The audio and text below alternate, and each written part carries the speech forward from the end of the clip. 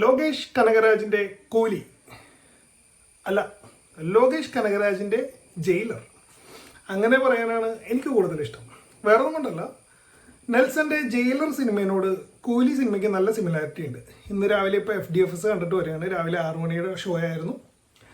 സിനിമയിൽ ഞാൻ ആ ഒരു സിമിലാരിറ്റി പറയാൻ കാരണം സിനിമയുടെ സ്റ്റോറി അല്ല, ആക്ച്വലി സിനിമയുടെ സ്റ്റാർ കാസ്റ്റ്. അതായത് 2 സിനിമയിലും തലൈവർ ഇങ്ങനെ മുമ്പിൽ നിൽക്കുന്നു. പിന്നെ മലയാളത്തിൽ നിന്നും തെലുങ്കിൽ നിന്നും കന്നഡയിൽ നിന്നും ഹിന്ദിയിൽ നിന്നൊക്കെ അത്യാവശ്യം പോപ്പുലർ ആയിട്ടുള്ള മറ്റു നടന്മാർ വരുന്നു.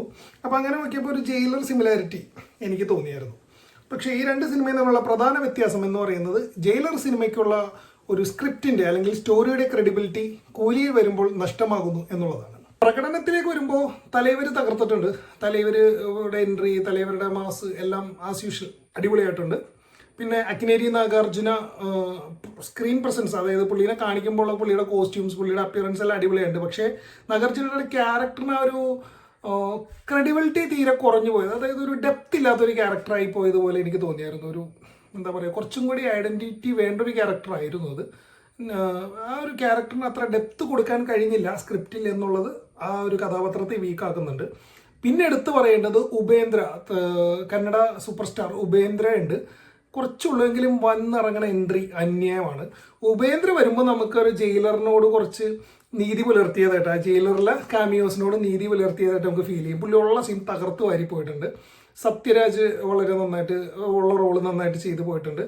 ഷൗബിൻ ഷാഹിർ, മലയാളത്തിൻ്റെ ഷൗബിൻ ഷാഹിറാണ് ഇവിടെ ഏറ്റവും കൂടുതൽ അഭിനന്ദനം എൻ്റെ കാഴ്ചപ്പാടിൽ അറിയിക്കുന്നത്. വേറൊന്നും കൊണ്ടല്ല, അടിപൊളിയായിട്ട് പുള്ളി ആ റോള് ഏൽപ്പിച്ച റോള് നന്നായിട്ട് ചെയ്തിട്ടുണ്ട്. ത്രൂ ഔട്ട് ഉണ്ട്. എനിക്ക് തോന്നുന്നത് ഏറ്റവും കൂടുതൽ സീനുകളുള്ള ഒരാൾ ഷൗബിനായിരിക്കും വെച്ചിട്ടുള്ളത്. അപ്പോൾ ഇത്രയും വലിയൊരു പടത്തിൽ, ലോകേഷിൻ്റെ പടത്തിൽ, തലൈവരുള്ള ഒരു പടത്തിൽ, കിങ് നാഗാർജുനുള്ള ഒരു പടത്തിൽ ഇത്രയും വലിയൊരു റോള് കിട്ടുക എന്ന് പറയുന്നത് തന്നെ വളരെ വലിയ കാര്യമാണ്. അത് വളരെ നന്നായിട്ട് തന്നെ ഷൗബിൻ ചെയ്തിട്ടുണ്ട്. പിന്നെ മറ്റുള്ളവരെല്ലാം ശ്രുതി ഹാസൻ ആണെങ്കിലും റേബ മോണിക്ക ആണെങ്കിലും അല്ലെങ്കിൽ മറ്റ് സപ്പോർട്ടിങ് റോൾ ചെയ്തിട്ടുള്ളവരൊക്കെ ആണെങ്കിലും അവരവരുടെ ഭാഗങ്ങൾ തെറ്റില്ലാണ്ട് ചെയ്തു പോയിട്ടുണ്ട്. പിന്നെ ഒരു ക്യാമിയോ, നമുക്ക് എല്ലാവർക്കും അറിയാം, ബോളിവുഡിൻ്റെ സ്വന്തം അമീർ ഖാൻ്റെ ക്യാമിയോ. അത് അമീർ ഖാനെ കൊണ്ടുവന്ന് പുള്ളി പല ഇൻ്റർവ്യൂവിലും പറയുന്നുണ്ടായി, ഞാനിത് രജനീകാന്തിൻ്റെ സിനിമ ആയതുകൊണ്ടാണ് ചാടിക്കറി ചെയ്തത്, ഇതിൻ്റെ കഥ നോക്കിയിട്ടില്ല. അത് സത്യമാണ് കേട്ടോ. കാരണം വളരെ എന്താ പറയുക, ഒരു ആളെ കൊണ്ടുവന്ന് കളിയാക്കാന്ന് പറയില്ല, അങ്ങനെ ഒരു സാധനം ഇപ്പോൾ അമീർ ഖാൻ കൊടുത്തത് എനിക്ക് പേഴ്സണലി അങ്ങനെയാണ് തോന്നിയത്. ഒരു ടിപ്പിക്കൽ സ്റ്റോറിയാണ്. പണ്ട് കുറച്ച് എന്താ പറയുക, വില്ലന് ഭീഷണിയായി വന്നിട്ടുള്ള ഒരു നായകൻ പിന്നീട് ഐഡന്റിറ്റി മാറി വേറൊരു സ്ഥലത്തേക്ക് പോകുന്നു. പിന്നീട് ഒരു സാഹചര്യത്തിൽ വില്ലനിലേക്ക് വീണ്ടും ആ നായകൻ എത്തിച്ചേരുന്നു. അങ്ങനെ ഒരു ടിപ്പിക്കൽ നമ്മൾ കണ്ടിട്ടുള്ള ഒരു സ്റ്റോറിയൊക്കെ തന്നെയാണ് കൂലിയുടേത്. അതുകൊണ്ട് തന്നെ അതിനകത്ത് അത്ര വലിയ പുതുമയൊന്നും പറയാനുണ്ടായിരുന്നില്ല.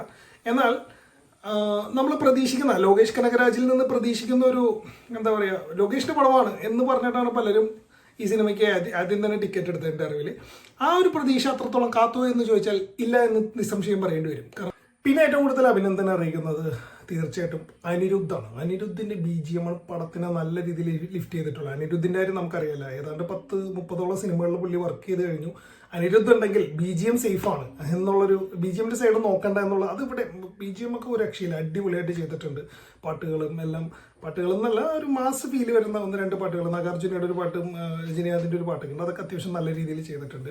മേക്കിങ്ങും കൊള്ളാം. പക്ഷേ ഞാൻ നേരത്തെ പറഞ്ഞ പോലെ ലോകേഷ് ചിത്രത്തിനുണ്ടാവുന്ന ഒരു ക്രെഡിബിലിറ്റി, ഒരു സ്ക്രിപ്റ്റിൻ്റെ ബലം കുറഞ്ഞു പോയി. ഒരു LCU അല്ലാതെ ഒരു സിനിമ എടുക്കുമ്പോൾ ലോകേഷ് വീക്കായി എന്നുള്ളതാണ് സത്യം. ഇത് എനിക്ക് തോന്നുന്നു LCU അല്ലാത്ത പുള്ളിയുടെ ആദ്യത്തെ പടമാണ്. മാനഗരം കഴിഞ്ഞാൽ ബാക്കി എല്ലാ സിനിമകളും LCU ആയിരുന്നല്ലോ. അപ്പോൾ LCU അല്ലാണ്ട് ഒരു സിനിമ എടുക്കുമ്പോൾ പുള്ളി വീക്കായി പോകുന്നുണ്ട് എന്നുള്ളതാണ് പരമമായ സത്യം. അപ്പോൾ ഈ സിനിമ ഞാൻ നേരത്തെ പറഞ്ഞ പോലെ ഒരു വൺ ടൈം വാച്ചബിൾ ആണ്. നിങ്ങൾക്ക് സമയമുണ്ടെങ്കിൽ ഒരു ചെറിയൊരു എൻ്റർടൈൻമെൻറ്റിന് വേണ്ടി മസാല ആക്ഷൻ പടങ്ങൾ ഇഷ്ടമാണെങ്കിൽ, എസ്പെഷ്യലി തലൈവരുടെ സ്വാഗ് ഇഷ്ടമാണെങ്കിൽ തീർച്ചയായിട്ടും ഒരു പ്രാവശ്യം കാണാവുന്ന ചിത്രം തന്നെയാണ് കൂലി. അല്ലാതെ ഒരു അമിതമായ പ്രതീക്ഷകളോടുകൂടി പോയാൽ ചിലപ്പോൾ ഈ സിനിമ നിരാശ തന്നേക്കാം.